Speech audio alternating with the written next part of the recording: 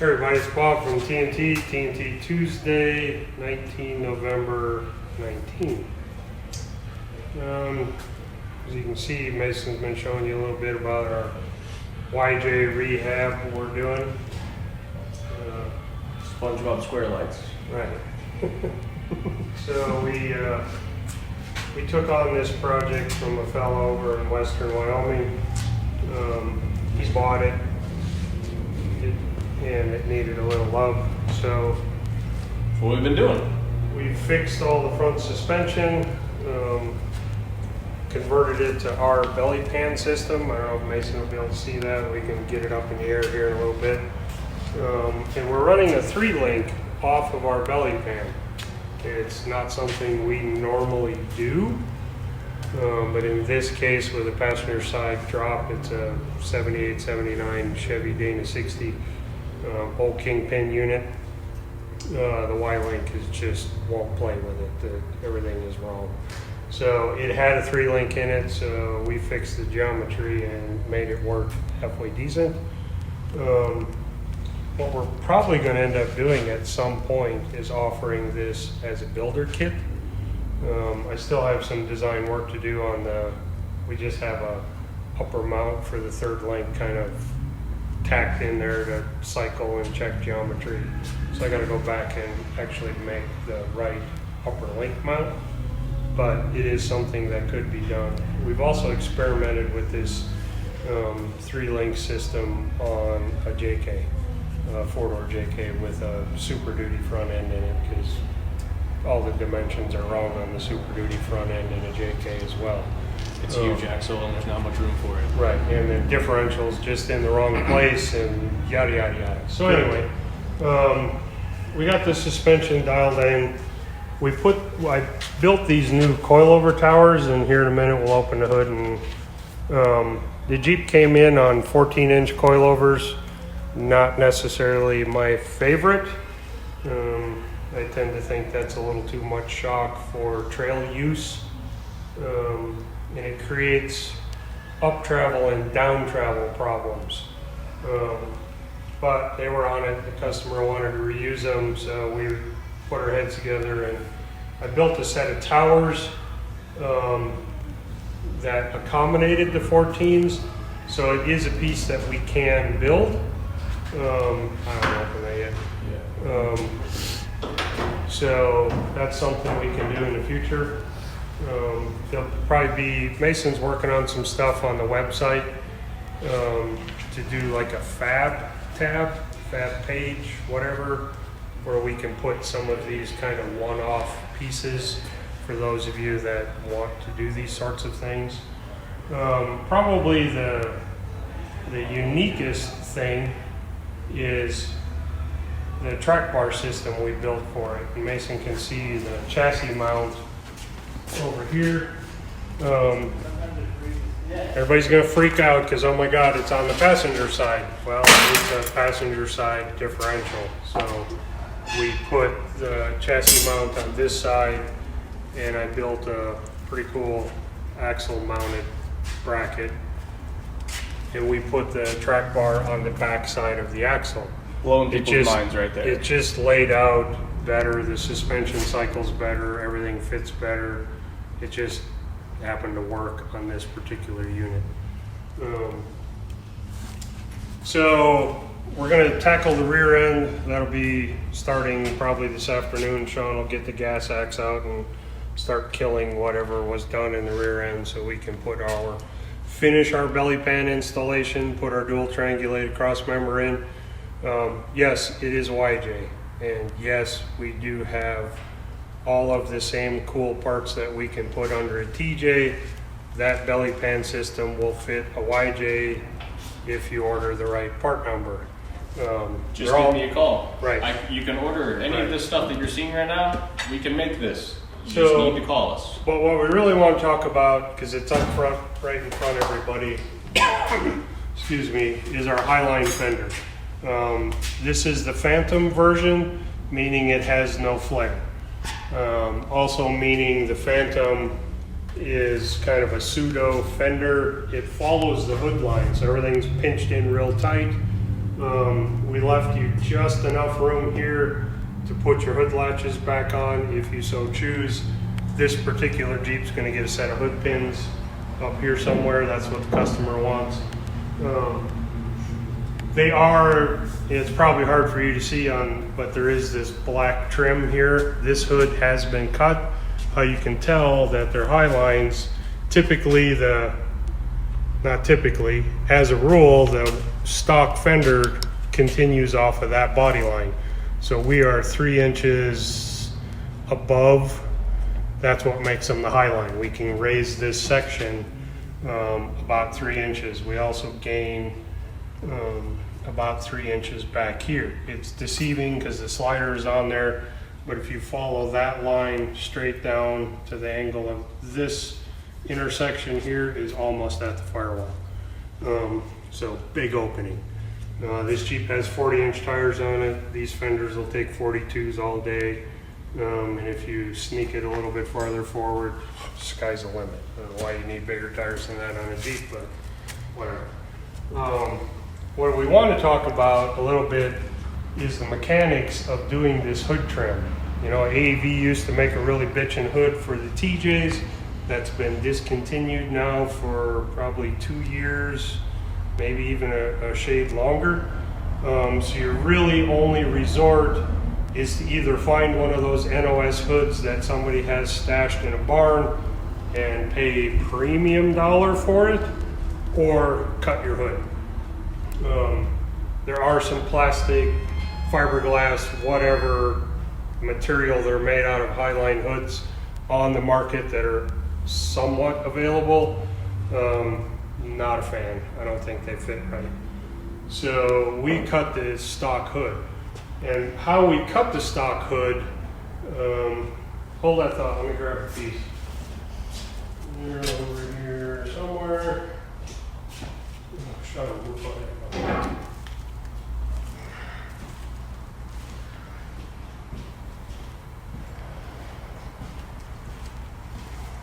So we take this factory edge, and let me peel the tape back because then it'll make sense. So just standard 3/4 inch automotive, green, blue, use whatever you got. We use green, masking tape. And that used to be on the bottom of the factory hood. So this is our first cut. You lay that out with 3/4 inch masking tape, make that cut, save this piece. Don't set it on the floor where you can step on it. Don't lean it up against the wall where it can fold and get dinged up. Eventually you're going to need this piece, if you choose. It's an extra step, one I believe in. This customer wants to tackle that project on his own. So take that 3/4 inch, you can see the fact that's how that would be on your hood. If I turn it a little bit, you can see how it's flanged under the hood. Has these little bumpers on it that would sit on the fender. So you want to save that. 3/4 inch masking tape, cut it off. It's not real hard. Your next step would then be to set the hood on the Jeep. Obviously fender's installed, grill aligned. It's a stack game. If this is wrong placement, your hood cut will be wrong. So you want to make sure that the grill is right. The fenders are on, everything's square, it's lined up to the body, everything's tight. The fender and grill is final installed. Then you set the hood on. And obviously it's going to look stupid because we're going to try an experiment here that I don't know if it's going to work. So if it doesn't work, you can blame me because my camera girl's going, what is Bob doing now? So hang on.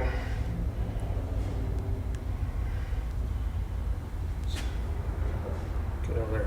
So that, which way I got to go? Can you see it? Yep. So that was the hood sitting on the Jeep with that 3/4 inch flange already cut off.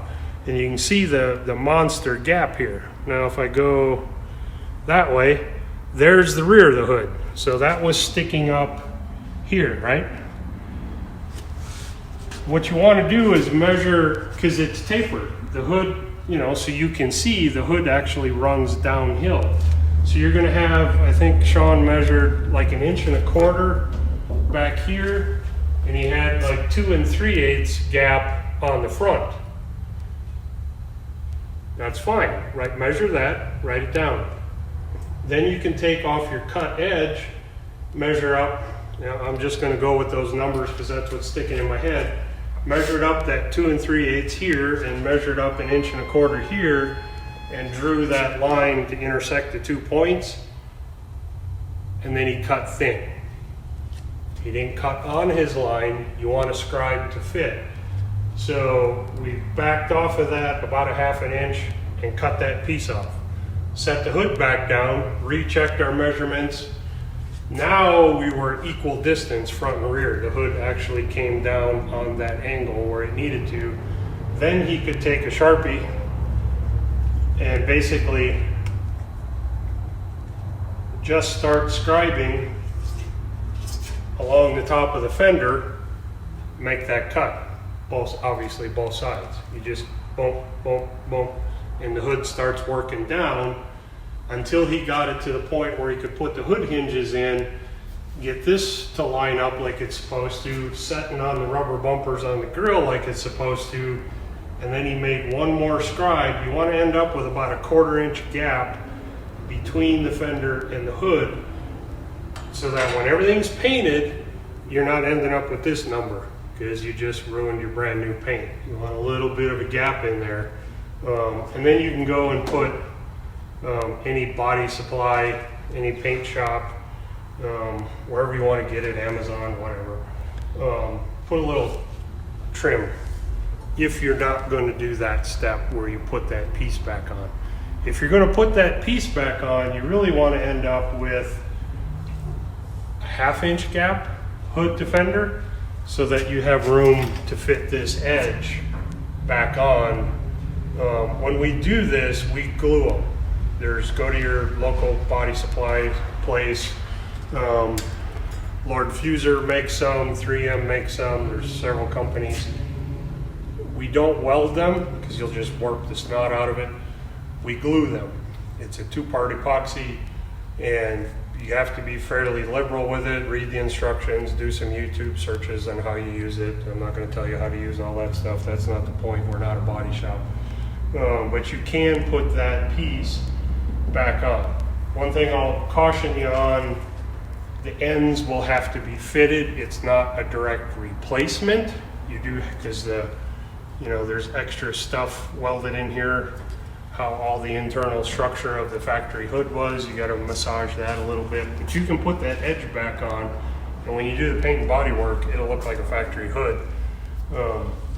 So highline fenders, that pretty much applies TJ or YJ. It's the same process. You have to cut and ease that hood down in to where it fits the grill and the cowl correctly again. People are scared of it. It's really not that hard. Think about what you're doing, do a step, stand back, look at it, figure it out, and just ease into it. You don't just want to take a piece of tape or a Sharpie and go, yep, that's about right, and cut it off, because if we had the other hood on it, you'll see what results are. There's places I can stick my hand in, because that people think you're going to cut it square. Take a divider or whatever, you raise the fender, measure that distance and set your divider and on the hood and cut it off. It doesn't work like that. It's a tapered cut. So you got to take your time and ease it in. It's really not that hard. We use a cutoff wheel on a grinder because you can keep a little body saw blade. You'll start getting that number because it's such a small blade and it'll work. Whereas a 4.5 or 5 inch wheel on a grinder will cut pretty flat. So that's kind of this project where we're at. We're gaining on it. We're through modifying and fixing things through the transfer case. Excuse me. We'll start tackling rear suspension here in the next couple of days. Maybe by next TNT Tuesday we'll have all of that. We're also swapping rear diffs.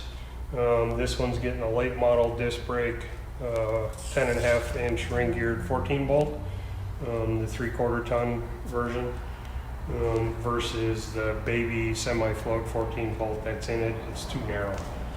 Doesn't match this for width. Coilovers just can't get stuff to fit. So stand by on that. We are going to give that 14 bolt a shave and a haircut. Still looking at options on that. So this whole girl should be a pretty good unit when it's done. Don't be scared of getting an old Jeep. You know, you spend $60-some thousand on a brand new Rubicon and then put another, God only knows what in it. Or you could start with something along these lines and really make it cool. Have something unique, different, that's not just a cookie cutter that everybody else has, because everybody has the same parts catalog and everybody puked the same parts on their Jeep. So, speaking of old Jeeps, this came in the other day. My new favorite? It is 57, I think we've finally determined. It is a CJ5.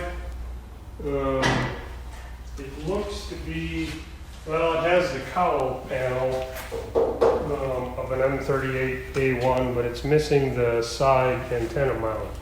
So we're still trying to decide if it's a civilian model or a military model. Take one peek. No, this one's civilian. The glove box is on the right.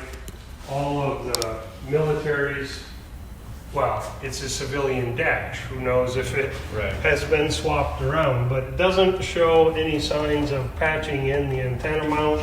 So I would pretty much determine that this is a civilian model. The M38A1s, the glove box was actually over on that side, on the left-hand side, because this big compartment that this covers is where all the radio equipment went, so there was no place for the glove box.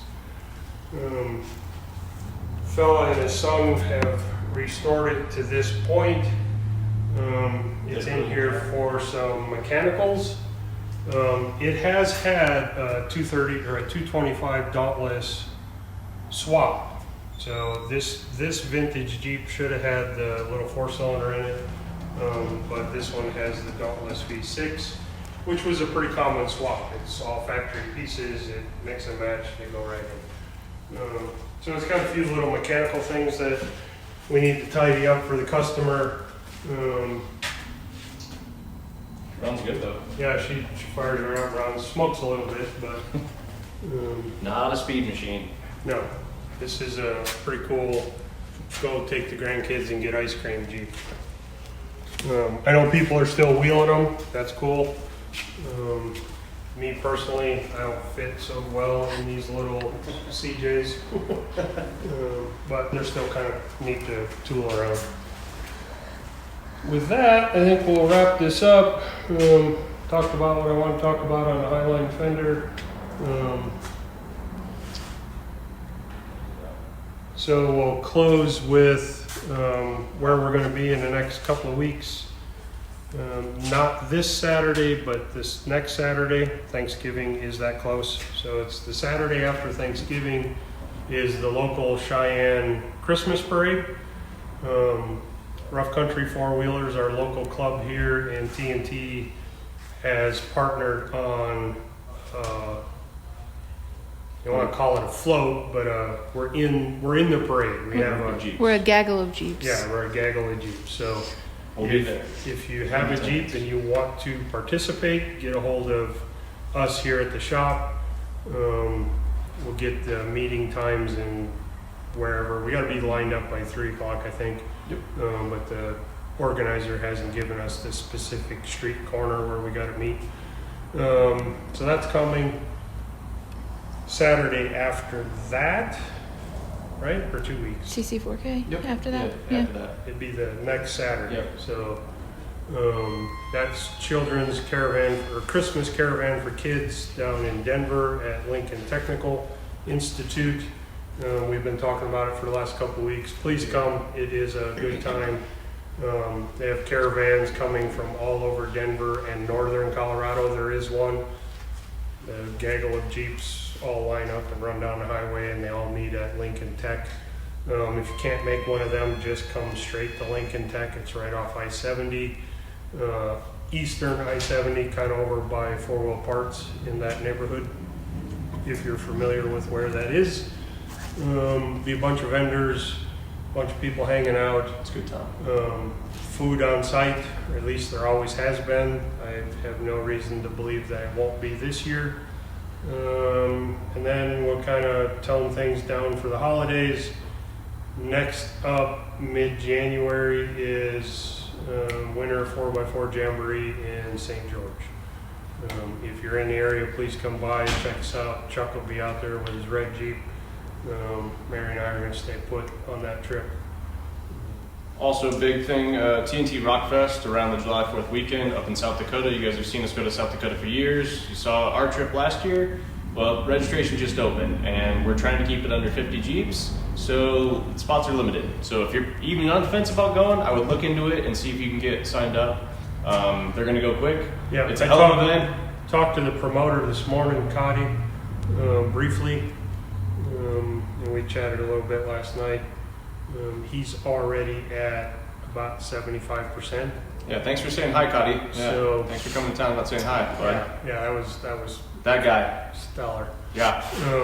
He's watching. It's a hell of an event. I've never been up there myself. These guys have been raving about it. I went up. It's some tough wheeling. There's stuff for everybody, though. It's a family-friendly event. You don't have to have a crawler to come up. You can have a regular Jeep. It's not big Jeep friendly. If you have a large Jeep, you're going to have to stick to certain trails. Lots of tight stuff, lots of technical stuff, lots of rocks that grab, rocks that move, and it's slimy. So Cotty and I have been working on this, growing this event for the last couple of years. We have some new stuff this year. One, we are permitted under the Forest Service, which opens up all of the private trails, which are not private. They're on Forest Service land. But they are permit use only trails. So we have full access to all of them. As we did last year, we'll have more people up there to lead those, and those are the big dog trails. We've also went to the opposite side of that spectrum. We have something for everybody. Mm-hmm. We've mapped out a bunch of easier dirt road type, 2-track type trails. So don't think you have to have a Jeep on 40s and tons and this, that, and the other to come play. Mm-hmm. We have something for everyone. And it's beautiful up there. It's absolutely gorgeous. There's family not too friendly. many spots like that to wheel and to bring your family. We had a lot of fun just cruising around up there in the Black Hills with the Jeeps. It's beautiful. It's very family friendly event. We've added a day this year, so there's 4 days of wheeling. Make sure I get my dates right. Wednesday, Thursday, Friday, and Saturday. So we added Wednesday will be a full day of wheeling. So you want to make your travel plans accordingly to be there no later than Tuesday afternoon. And I don't have a calendar in front of me, but it's the last Tuesday in June. Yep. Steel Wheel Campgrounds, give them a plug. That's where the event is hosted. If you don't have reservations, you should probably get off of your Facebook page and call them. And as always, we will be doing a giveaway for that trip. If you go ahead and sign up, we'll refund your money for your sign up. If you haven't signed up, we'll be giving away a registration and VIP trail experience to hang out with us in beautiful South Dakota. So keep an eye out for that. Lots of big things coming, lots of stuff coming to the website. If you're interested in any of the items you see on these, give us a call. We can make them one-off, special, custom, whatever you need. We just need specifications and money. So, yeah, whatever you want, we can do it. Just let us know. Mary always says money. Right on. But yeah, give us a call. Chuck's manning the phones. Kind of here in the Jeep shop and helping out at manufacturing. So no matter what option you pick, you're probably going to talk to Chuck. So give me a call. If you want to talk about Jeep stuff, I'm always down. So give me a call. Let's make it happen. I think on that note, we'll wrap up this week. Next week we'll be here with a little Thanksgiving treat. I'm still working that out, but we'll do something cool next week. Get the Scott. So with that, I'm Bob, this is Chuck, Mason's behind the camera. Everybody have a good week.